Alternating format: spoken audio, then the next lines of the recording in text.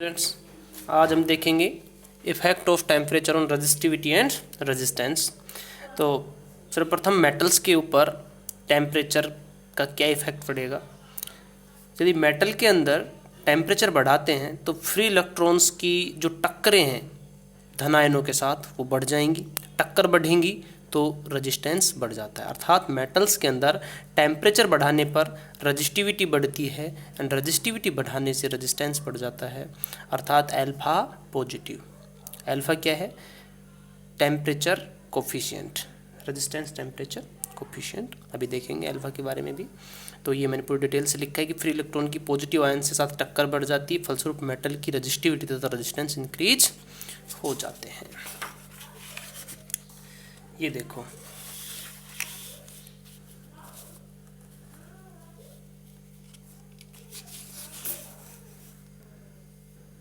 For example एक wire है जिसका 0 डिग्री सेंटीग्रेड पर रेजिस्टेंस 1 ओम है और इस टेम्परेचर में 1 डिग्री का हम चेंज करते हैं, मतलब 1 डिग्री से मान लो बढ़ा दिया हमने, तो अब टेम्परेचर हो गया 1 डिग्री सेंटीग्रेड। पहले 1 ओम किस पर था? 0 डिग्री सेंटीग्रेड पर। तो अब 1 डिग्री सेंटीग्रेड पर इसका रेजिस्टेंस कितना होगा ये निकालना है। तो increase in resistance is equals to alpha naught. कितना होगा? Alpha naught. Temperature coefficient of resistance कहलाता है अल्फा। अब ये देखो, यदि 1 degree centigrade increase in temperature, resistance increase is alpha naught. यदि 1 डिग्री से टेम्परेचर को इंक्रीज करते हैं तो रेजिस्टेंस में चेंज अल्फा नोट आएगा।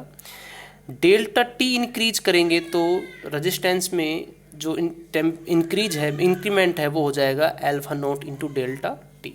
If 1 ohm is increased by alpha naught delta t, then R naught ohm is increased by R naught alpha naught delta t। तो यहाँ से इंक्रीमेंट कितना हुआ? R naught alpha naught into del T, और original resistance कितना था? R naught। तो total कितना हो गया? R naught plus R naught alpha naught delta T. यहाँ से R naught को कॉमन निकाल लिया तो 1 plus alpha naught del T. तो आर टी की वैल्यू आ गई R naught into 1 plus alpha naught delta T. तो यहाँ से अल्फा नोट की वैल्यू निकाल सकते हैं जो आएगी R T minus R naught divide by R naught into delta T, और यूनिट होगी प्रति डिग्री सेंटीग्रेड। इंपॉर्टेंट क्वेश्चन है, बहुत बार पूछा जाता है। टेम्परेचर कोफिशिएंट ऑफ रेजिस्टेंस कितना होगा कि यूनिट क्या होगी? प्रति डिग्री सेंटीग्रेड होती है। ओके, यहाँ R naught resistance at 0 degree और अल्फा नोट क्या है? Temperature coefficient of resistance at 0 degree centigrade. तो इस फॉर्मूले को समराइज करें तो ये फॉर्मूला हो गया आर टी टू इजकस to R T one into 1 plus alpha T one into T two minus T one. यहाँ ये वो टेम्परेचर है जिस पर ये वो रेजिस्टेंस है जिस टेम्परेचर पर अपने को निकालना है, T2 पर निकालना है, तो ये रेजिस्टेंस आ जाएगा। T1 पर आपको रेजिस्टेंस गिवन है। जब T1 पर गिवन है रेजिस्टेंस तो T1 पर ही हमें temperature coefficient of resistance given होना चाहिए, अदरवाइज इस पर निकालना पड़ेगा हमें, और ये टेम्परेचर डिफरेंस है इनटू।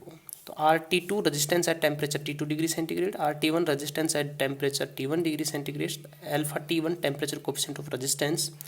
इफ़ टेम्परेचर को अपन इंक्रीज करते हैं तो रेजिस्टेंस इंक्रीज होता है, तो अल्फा की वैल्यू क्या मानी जाती है? पॉजिटिव। ठीक है, if alpha is high it means temperature बढ़ाने पर रेजिस्टेंस में परिवर्तन अधिक होगा। यदि किसी के अल्फा की वैल्यू ज़्यादा है किसी मेटेरियल के लिए, इसका मतलब हम समझेंगे कि यदि अपन टेम्परेचर बढ़ाएंगे तो इसका रेजिस्टेंस ज़्यादा परिवर्तित होगा। अल्फा की वैल्यू कम है तो मतलब कम परिवर्तित होगा। ओके, अब देखते हैं सेमीकंडक्टर। सेमीकंडक्टर के अंदर टेम्परेचर बढ़ाते हैं तो फ्री इलेक्ट्रॉनों की संख्या बढ़ती है। ओके, टेम्परेचर बढ़ाने से सेमीकंडक्टर में फ्री इलेक्ट्रॉन की संख्या बढ़ जाती है, जिससे उसमें प्रवाहित होने वाली करंट बढ़ जाती है। करंट बढ़ जाएगी तो रेजिस्टेंस क्या हो जाएगा? कम हो जाएगा। एक इफेक्ट तो ये होता है। दूसरा इफेक्ट जो अपन ने कंडक्टर में देखा था वो भी होता है कि जैसे जैसे स्पीड टेम्परेचर बढ़ेगा फ्री इलेक्ट्रॉनों की धन आयनों के साथ टक्कर बढ़ने लगेगी, पॉजिटिव आयनों के साथ टक्कर बढ़ेगी, जिससे रेजिस्टेंस बढ़ेगा। लेकिन यहाँ 2 इफेक्ट हो गए। फर्स्ट इफेक्ट क्या है? पॉजिटिव आयन वाइब्रेट करेंगे, टक्करें बढ़ेंगी, रेजिस्टेंस बढ़ेगा। और सेकंड पॉइंट क्या है, फ्री इलेक्ट्रॉन्स बढ़ेंगे। लेकिन ज़्यादा डोमिनेट कौन सा करेगा, फ्री इलेक्ट्रॉन बढ़ने वाला। तो फ्री इलेक्ट्रॉन के बढ़ने से रेजिस्टेंस क्या होता है, कम होता है। तो ऑल ओवर टेम्परेचर के बढ़ने से रेजिस्टेंस कम हो जाता है सेमीकंडक्टर के केस में। और ये भी अलग अलग होता है, स्टार्टिंग में कांस्टेंट रहता है, फिर टी की पावर 1/2 में, और फिर उसके अलावा चेंज, मतलब ये कंटिन्यूसली एक ही रेट से चेंज नहीं होता, डिफरेंट रेट से चेंज होता है। लेकिन ऑलमोस्ट टेम्परेचर बढ़ने पर रेजिस्टेंस कम होता है। ओके, बाकी के जो इफ़ेक्ट हैं वो इंसुलेटर्स के अंदर टेम्परेचर बढ़ने पर रेजिस्टेंस कम होता है। अलॉयज़ के अंदर भी टेम्परेचर बढ़ने पर रेजिस्टेंस लगभग कांस्टेंट रहता है। और यदि अपन कहें कि हल्का सा जो चेंज होगा वो क्या होगा, तो टेम्परेचर बढ़ने पर रेजिस्टेंस हल्का सा बढ़ता है, अर्थात अल्फा क्या होगा उसमें, पॉजिटिव होगा। ठीक है, तो अलॉयज़ के अंदर अच्छी बात ये है कि टेम्परेचर का इफेक्ट नेग्लिजिबल होता है, इसलिए इनका यूज़ स्टैंडर्ड रेजिस्टेंस बनाने में किया जाता है।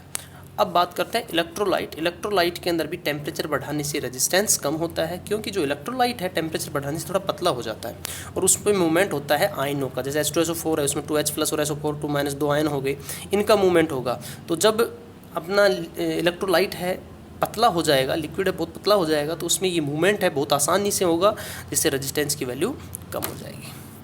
थैंक यू स्टूडेंट्स, मिलते हैं नेक्स्ट लेक्चर में।